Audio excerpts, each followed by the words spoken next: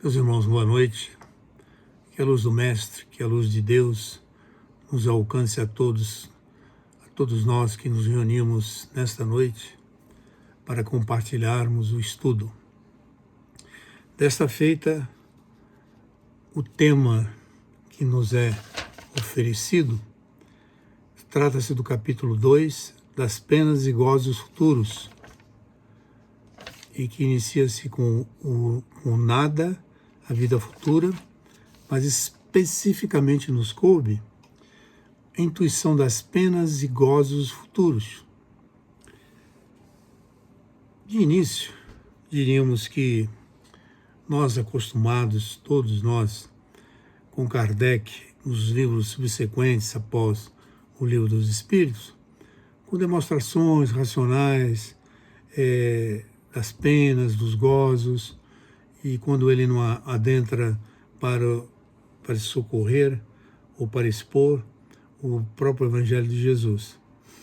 Mas nos parece que o Livro dos Espíritos, um livro essencialmente filosófico, exposição filosófica, o conteúdo filosófico, ele se atém ao método filosófico, né? Ao método filosófico que é dessa exposição sem buscar as razões últimas das suas afirmações. E, portanto, nesse intuição das penas e gozos futuros, é necessário que nós mencionamos en passant o que vem a ser intuição.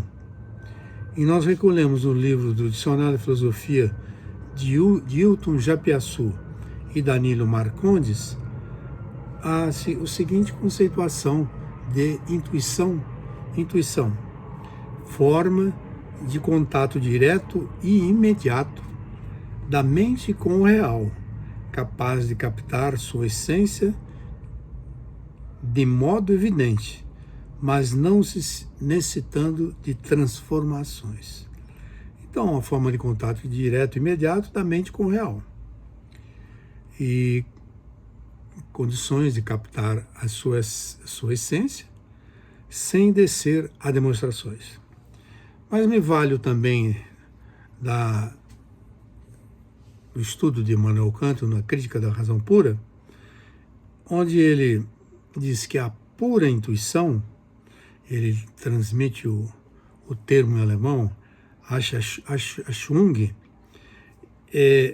que a intuição pura é uma forma a priori, ou seja, anterior, da sensibilidade, constituindo com o entendimento as condições de possibilidade do conhecimento. De forma, meus irmãos, eu poderia pegar de alguns outros autores filósofos e resumir que a intuição é a supra-racionalidade, é uma supra-razão à disposição do espírito. Portanto, Kardec, na questão 960, que ele inicia essa intuição das penas e gozos futuros, ele indaga: de onde se origina a crença com que deparamos entre todos os povos na existência de penas e recompensa por vindouras?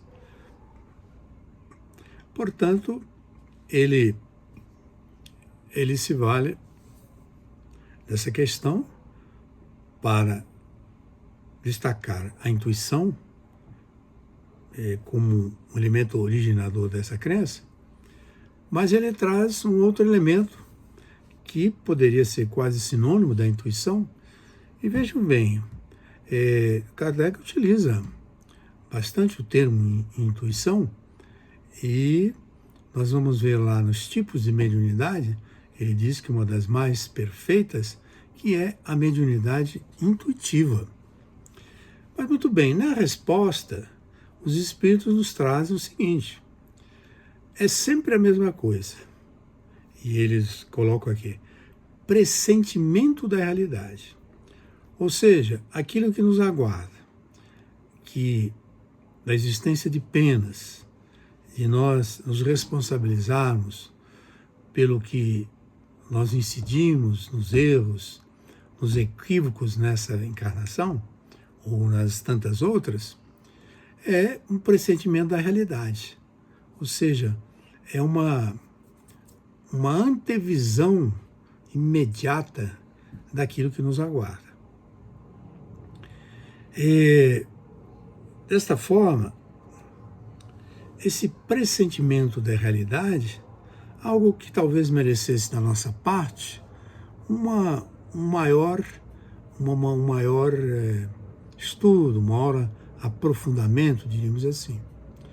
Mas é bem direto, é bem objetivo, um pressentimento da realidade.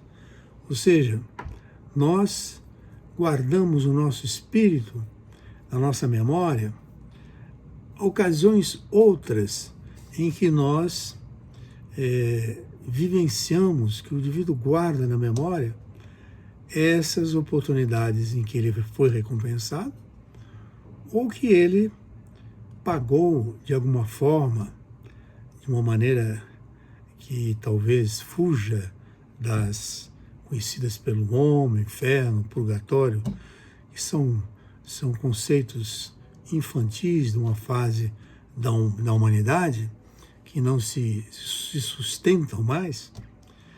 E ele acrescenta ainda, porque sabei o bem, não é debalde que uma voz interior vos fala. Olha só, uma voz interior, essa voz que vem do nosso interior, das nossas recordações, o nosso espírito, onde se encontra o nosso registro da memória.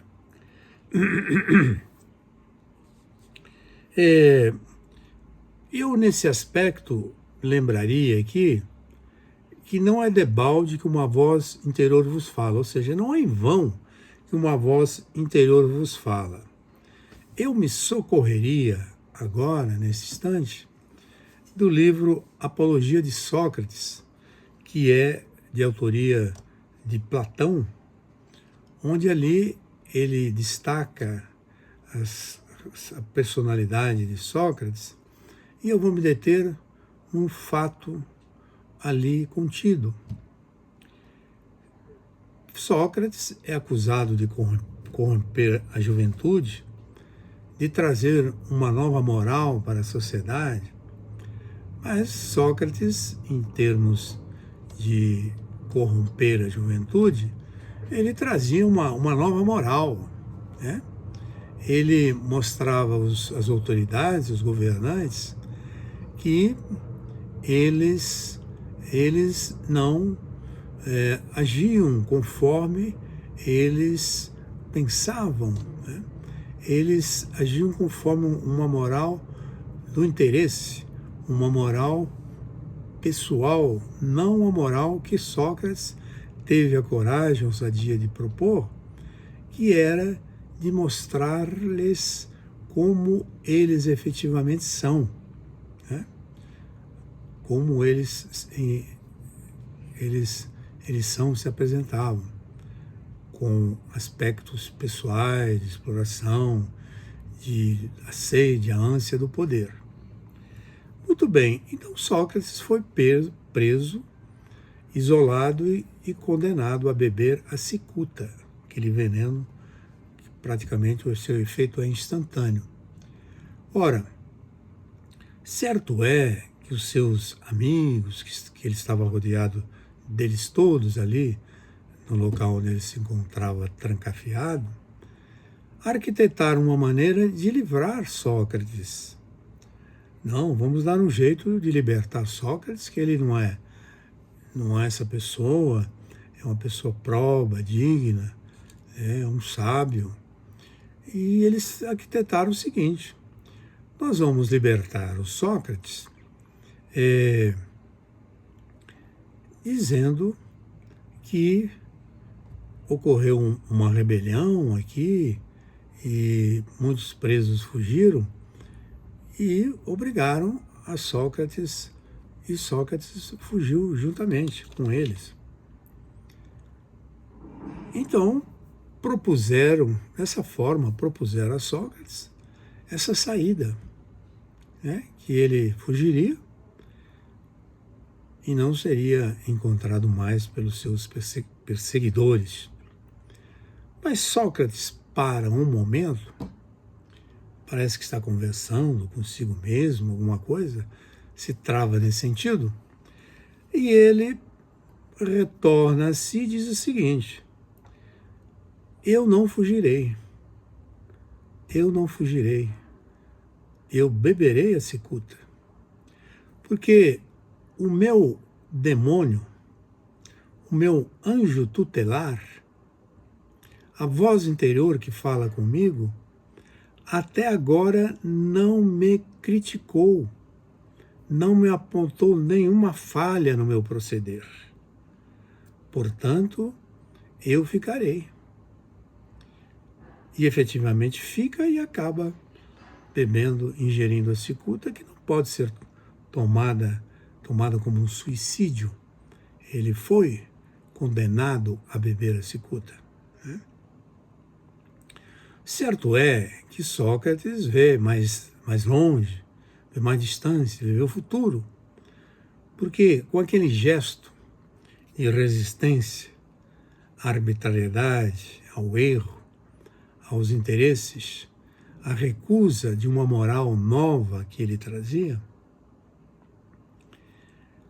ele vê longe a influenciação que ele iria produzir na juventude, nas gerações posteriores, como um homem que preferiu a morte a compactuar com a mentira, a compactuar com a moral estranha, distante do bem da criatura humana.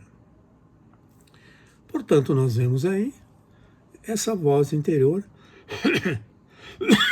que passa, de certa maneira, pela intuição e pode ser também entendida como um pressentimento da realidade. Né? Certo é que Allan Kardec ainda Allan Kardec na resposta que os espíritos nos dão, é que diz que o nosso erro consiste em não lhe prestardes bastante atenção. Ou seja, que prestar bastante atenção em quê?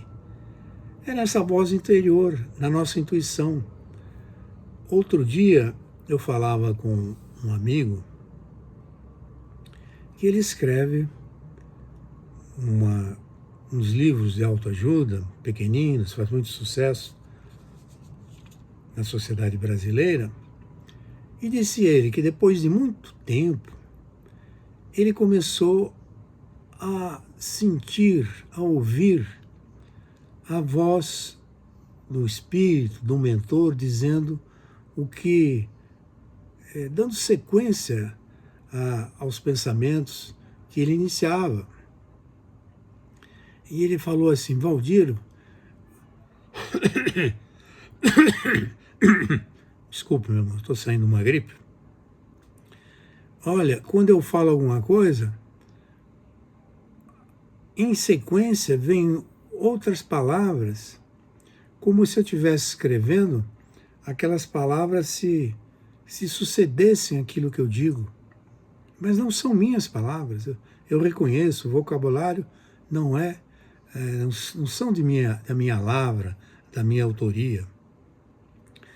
Desta forma, meus irmãos, com razão, o espírito que responde à questão 960, que muitos de nós erramos, que não silenciamos, às vezes até numa prece, quando queremos uma resposta para aquilo que nós buscamos, nós esquecemos de nos calarmos, de dar oportunidade para aquilo que a nossa voz interior, para que a nossa intuição, o pressentimento da realidade, aquilo que é a forma de contato direto e imediato da mente com o real, capaz de captar a sua essência de modo evidente, mas não necessitando de demonstração.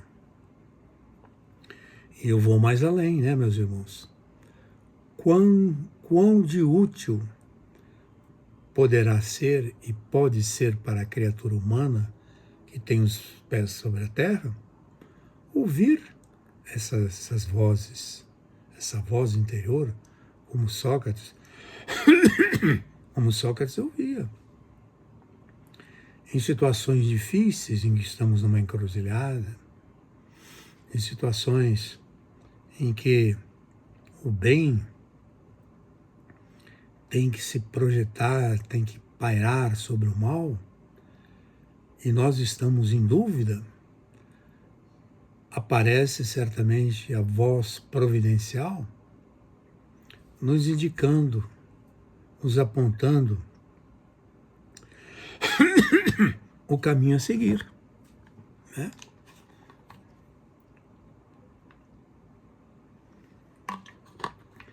Nos apontando o caminho a seguir, o caminho correto para nós todos. De forma, sem dúvida alguma, reveste-se da maior importância essa resposta que os Espíritos nos dão e que Kardec não vai ao seu inferno, não vai a Gênesis, e não vai a algum outro livro em que se demonstra pelas vidas sucessivas a constatação da necessidade de nós pagarmos a existência das nossas penas e recompensas futuras. E meus irmãos, está muito difícil com a gripe ainda me comparecendo toda hora aqui, né? Mas os Espíritos terminam dizendo que melhor nos tornaríamos se nós pensássemos nisso, né? E muitas vezes. Mas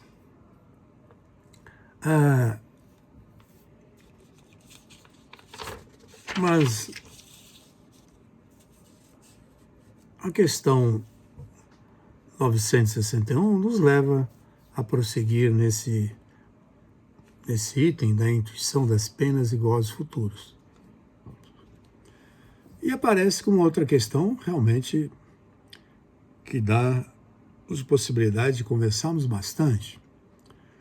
Qual o sentimento que domina a maioria dos homens no momento da morte? Olha só. Kardec, ele vai nos dizer aqui qual a maioria dos sentimentos. Qual esse sentimento que domina os homens no momento da morte? E eu lembro aqui numa página de Hamlet, famoso livro do bardo inglês William Shakespeare, que ele, logo no início, que ele diz assim, o seu personagem diz: o medo de algo depois da morte, esse país desconhecido, de cujo território nenhum viajante retornou. Então, o medo de algo depois da morte, nos parece aqui, que é o medo do desconhecido, né? E segundo William Shakespeare, através da voz de Hamlet, diz que é esse país desconhecido, de cujo território nenhum viajante retornou.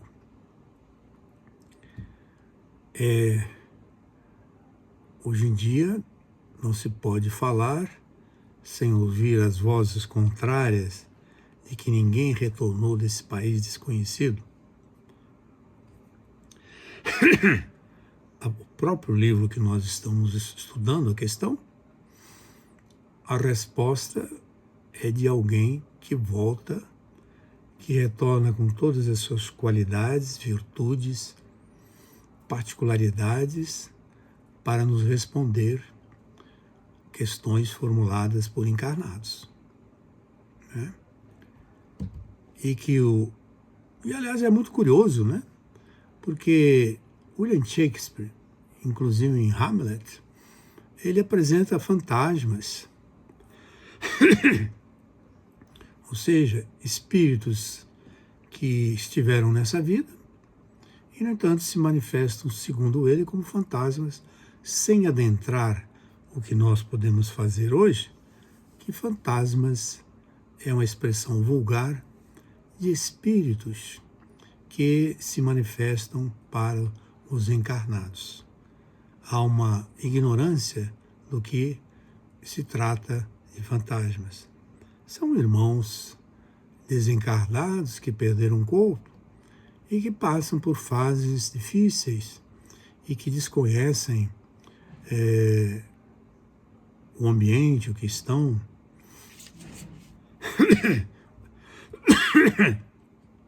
ou confundem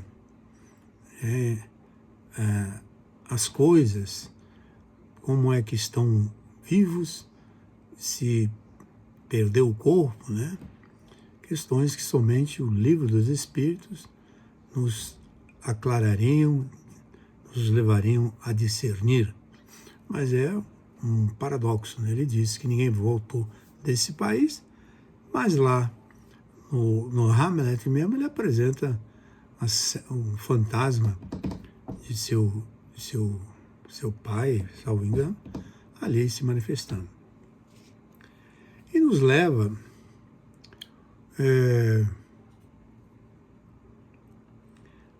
também a outro autor, Fyodor Dostoiévski, principalmente no livro Crime e Castigo,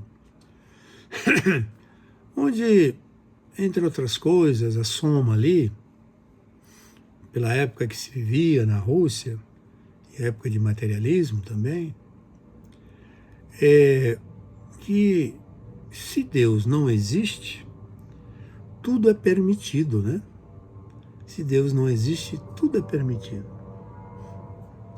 Mas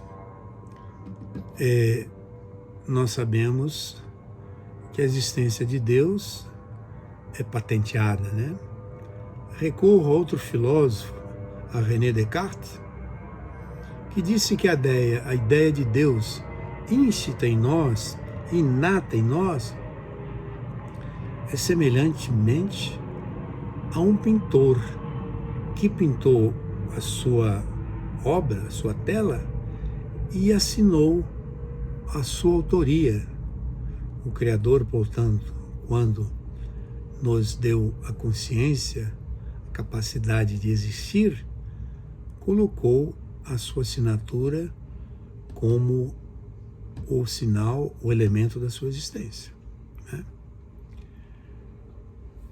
Portanto, talvez avançássemos por um outro campo, né? Falarmos sobre a existência de Deus, mas ela decorre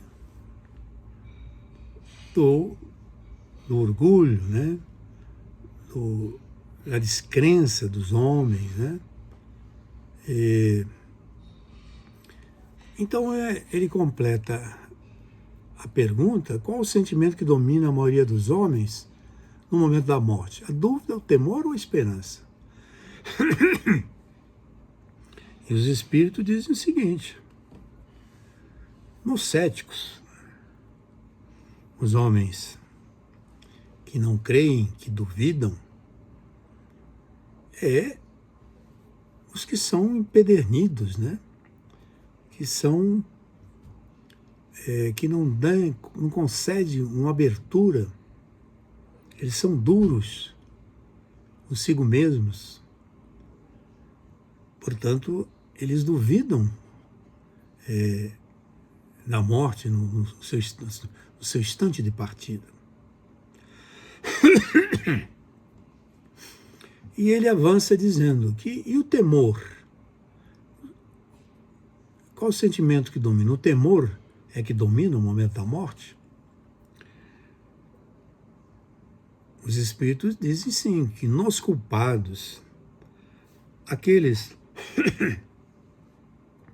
que carregam a culpa, que são responsáveis pelos deslizes, pelas mortes pelo mal que causaram nos seus semelhantes, eles têm medo de ir ao encontro da sua realidade pós-morte, né? Eles têm temor. Eles têm temor. E é uma das coisas que se sabe, essa intuição das penas e gozos futuros.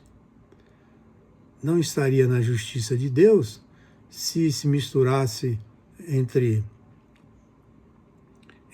culpados e homens de bem o mesmo destino, né? Não tivesse nenhuma consequência para essas criaturas.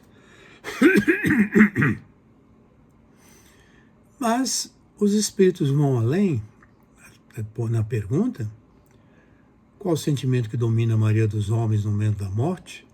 A dúvida, o temor ou a esperança? A dúvida nos céticos, nos que não acreditam, que duvidam de tudo. E o temor nos culpados, o que tem uma dívida praticada durante a sua encarnação, ou uma das suas encarnações. E a esperança é o sentimento que predomina nos homens de bem. Os espíritos nos dizem que a felicidade, e o Chico complementa isso também, que a felicidade é a consciência tranquila. Que é a consciência tranquila.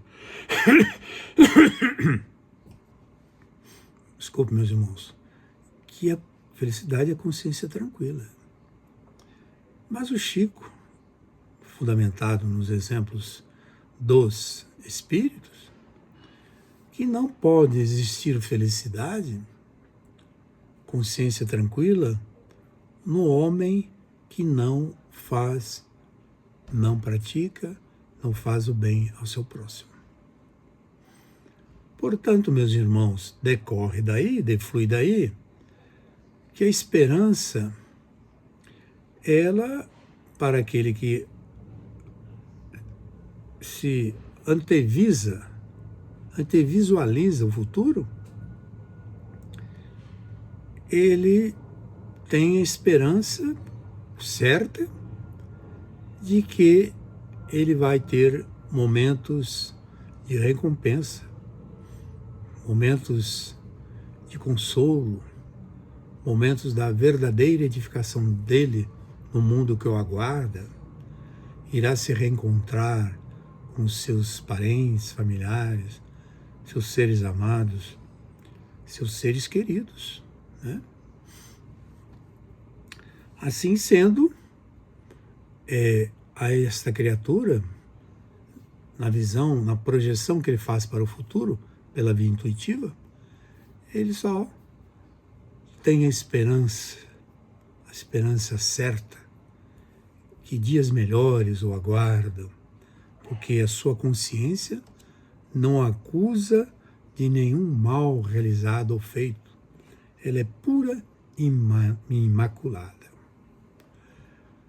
Prosseguindo, Kardec formula a outra questão aos espíritos. Como pode haver céticos incrédulos que não acreditam em nada, uma vez que a alma traz ao homem o sentimento das coisas espirituais? Sim, é uma pergunta que tem sua razão de ser. Olha, se o homem tem, através da intuição,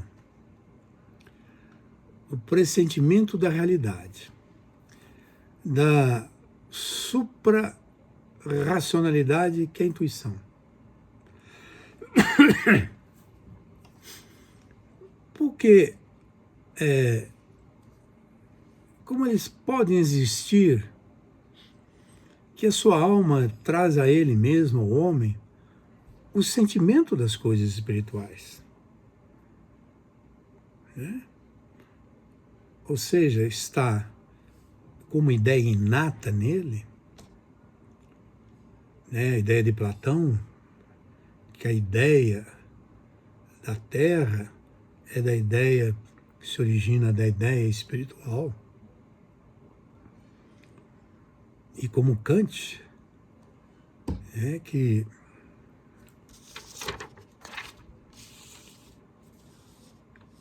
é uma forma a priori da sensibilidade, constituindo com o entendimento as condições de possibilidade do conhecimento.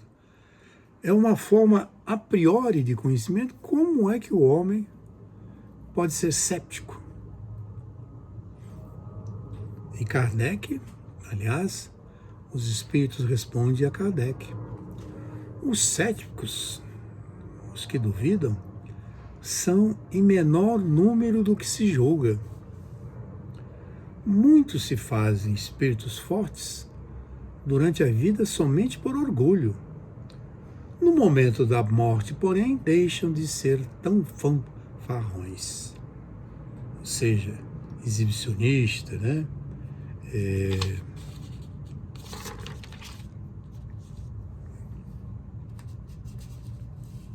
Deixam de ser fanfarrões, exibicionistas, arrogantes, presunçosos, né? Portanto, nós vemos aí que essa atitude de cepticismo, de não acreditar, ela se fundamenta em grande parte pelo orgulho, os falsos sábios, né?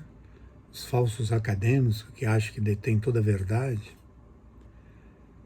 Mas no momento da morte, quando se vem face a face a ela, quando se desenrolam como uma fotografia na sua mente todos os fatos nos quais ele atuou, os momentos ruins, os momentos bons,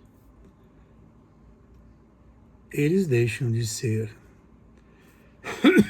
céticos, deixam de acreditar, porque é uma realidade que eles estão se defrontando. Deixei o corpo, mas continuo existindo com toda a vitalidade na minha mente, penso, raciocínio.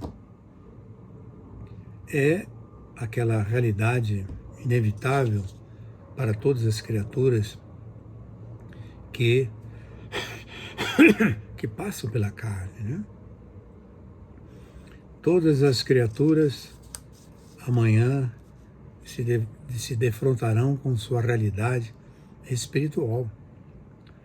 Algumas, pelo condicionamento que se impuseram, talvez demore um pouco mais, mas na proporção que os dias, os anos correrem, ele vai se inteirando dessa realidade comum a todos os seres espirituais, que ele vive, e vive muito mais do que ele pensava quando sobre a face da Terra.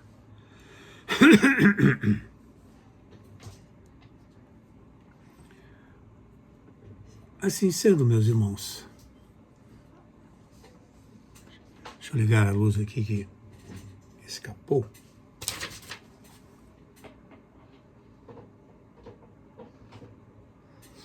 Assim sendo, meus irmãos, são questões extremamente graves e importantes para o homem domiciliado sobre a face da Terra. Porque traz para nós outros a responsabilidade dos nossos atos e a consciência da realidade da vida futura. E traz, ao mesmo tempo, a razão e a justiça, como acentua Kardec ao final, que na partilha da felicidade a que todos aspiram, não podem estar confundidos os bons e maus. Não é possível que Deus queira que uns gozem sem trabalho de bens que os outros alcançam com esforço e perseverança.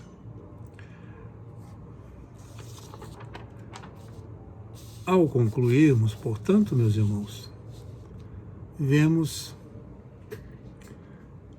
as ferramentas com que nós somos distinguidos quando nos encontramos sobre a face da Terra.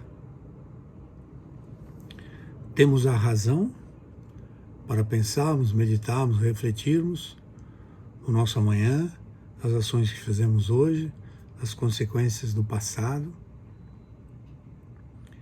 e usamos a Deus a razão. Mas independente disso, somos privilegiados porque temos uma visão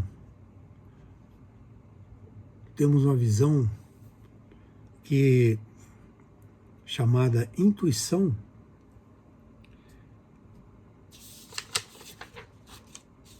que, como se consta lá no dicionário, é uma forma de contato direto e imediato da mente com o real, capaz de captar sua essência de modo evidente, não necessitando de demonstrações. A intuição é uma super razão, né? E que nos possibilita, nessa exposição filosófica de Allan Kardec aqui para nós todos, termos consciência das recompensas que nos aguardam ou das penas em razão dos delitos praticados no exercício da nossa consciência durante a reencarnação. Queridos irmãos em Jesus, agradecemos a atenção, a oportunidade que o Grupo Espírita Fraternidade nos forneceu mais uma vez, e oxalá venhamos a internalizar esses conhecimentos trazidos por Allan Kardec através das respostas dos nossos queridos amigos espirituais. Muita luz, muita paz para nós todos.